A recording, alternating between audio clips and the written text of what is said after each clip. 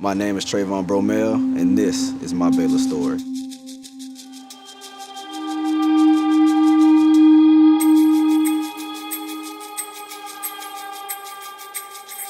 Well, it all started in St. Petersburg, Florida. Growing up, not really a big city, kind of on the bad side a little bit. Growing up, I really didn't live in a good neighborhood. Just growing up with my friends and having that family support, I went through a lot of stuff with losing friends to just dealing with family issues, but having my mom and my uncle and my grandparents and my close cousins and some of my friends, just to get me through life. I feel like it was a big journey. Well, running all started with back in my neighborhood. I met my friend TJ Holmes. It was crazy because he came across the gate and he was like, hey, my dad wants us to race against each other.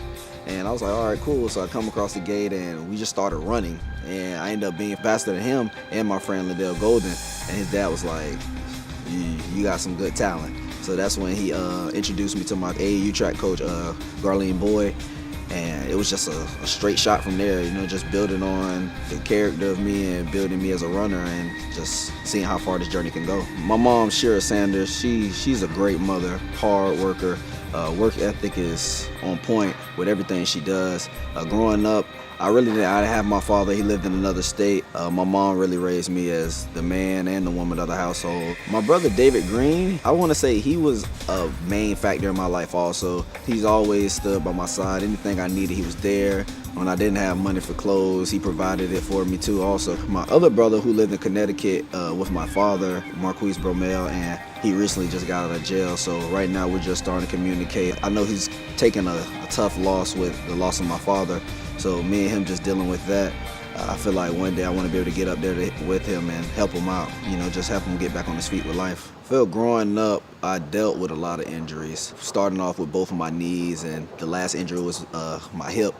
And I felt like those 3 injuries kind of built me into the type of person I am, and it molded me into a soldier when it comes to work ethic. I feel like now I have to work twice as hard, 3 times as hard than the next person because I don't want the injuries to, 1, come back on me, and 2, I just feel like working harder, it just builds a more better person when it comes to competing and just wanting to be your best. So I'm blessed to have these injuries because they made me into the man I am now. After the injuries, me and my mom kind of just basically stayed on a stationary bike, just getting the motion back into bending my knees and doing things like around the house. Like she had me walk a lot of places, riding bicycles a lot of places, just because we couldn't really afford doing the physical therapy at the hospital and stuff like that.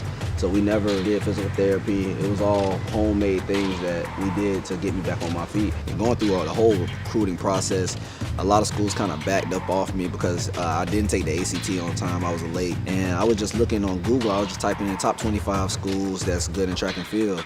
And I think Baylor was ranked like 16. I don't know if it was an old post or a recent one. I was like, you know what? Something just told me, let's click on Baylor website. So I'm going through the history, looking at it. I'm like, okay, it's kind of nice. So I end up telling my AAU coach, can you call the sprint coach of Mike Ford? And she was like, yeah. So we got in contact. We started talking. And it just, when I met him, it was a connection that I knew. I was like, he's the coach for me. I could tell that he was a loyal coach. It was more than just track and field talent with him. It was more of, I'm looking out for you, I'm here for you whenever you need me, and that's the type of coach I feel like I needed. Bromell in lane 5, Locke in lane 6. Bromell with an early lead, can he hold it? Trayvon Bromell, the freshman does hold it.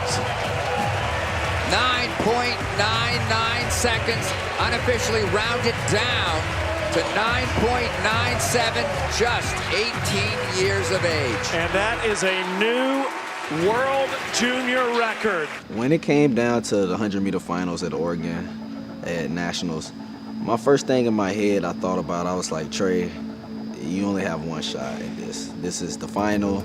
If you mess up, it's no coming back and asking for another chance. It's no redo. So when I got into the blocks, I'm not gonna lie, it was a lot of nerves built up because I know I had a lot of eyes watching. At first, it really wasn't the day that I really wanted, because I think at first it was kind of cloudy out, and only Lord knows I love to run when the sun is shining. So right before the race, I started just praying. I was like, God, just open the clouds, bring the sun out. And soon as them clouds spread open, I just felt comfortable and I felt relaxed. So when I came about the blocks and I knew I was in first, I just knew it was meant to be because God answered a prayer knowing that I love to run in the sunshine. When I crossed the line at Nationals and seeing the time, 9 seconds, it was a crazy experience because Lord knows I've been wanting to break 10 seconds my whole life. Even since high school when I ran the wind date at 9.9, a lot of people was like, oh, I don't know if he'd be able to do it for real or legally or anything like that. So when I crossed the line, I looked up and I seen the time. At first it was 9.99 and I was still happy. I was blessed. I was like, man, I actually broke 10 seconds regardless of what the time was. And then I seen them drop it to 9.97. And I was like, man, it's a lot more that I can do. I just have to get stronger, get more endurance. So it just showed me a lot. Coming down the track at a fast pace is really a moment that you really can't even enjoy because it happens so quick. It comes in a blink of an eye. When I came out the blocks, I came up and I noticed the line was right there. It didn't hit me how fast I was running until I passed the line and seen the time. And just to come up and just know, like, man, I just went 9.97 seconds. It's like a blur in the moment. Like, you're like, man. And then it's like, now you live in a whole new lifestyle. You have people looking up to you, coming up to you, want to take pictures. It's like, it's crazy because I enjoyed the moment. Growing up, and even to this day, I always have Olympic dreams. I always have world championship goals.